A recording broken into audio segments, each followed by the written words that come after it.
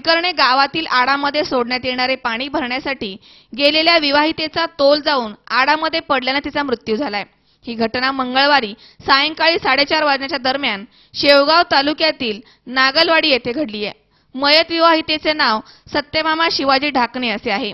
याबाबत समजलेली माहिती अशी की तालुक्यातील पूर्व भागातील नागलवाडी येथे तीव्र पाणी टंचाई असल्यामुळे 4 दिवसांपूर्वीच टँकरच्या 2 खेपा मंजूर झाल्या। टँकरचे पाणी प्रत्येकाच्या टाकीमध्ये सोडण्याऐवजी कशामध्ये तरी साठवण्यात येऊन ते ग्रामस्थांना देण्यात यावे असा नियम असल्यामुळे पाण्याचा टँकर गावामध्ये असलेल्या जुन्या आडाची स्वच्छता करून त्यामध्ये सोडण्याची व्यवस्था ग्रामपंचायतीने केली होती। हा आड सुमारे 15 ते 20 फूट खोल असून फारच रुंद आहे।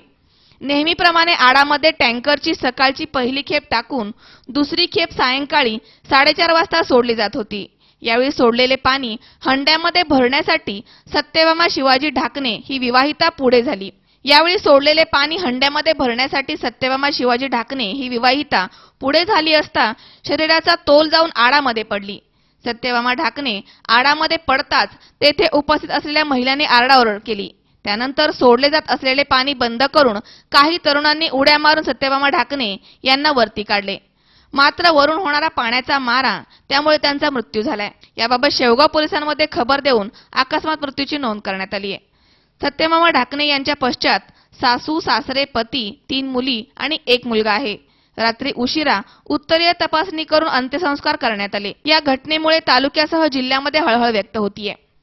संदीप देहाडराय सह अलीम शेख, सी 24 तास, शेवगाव।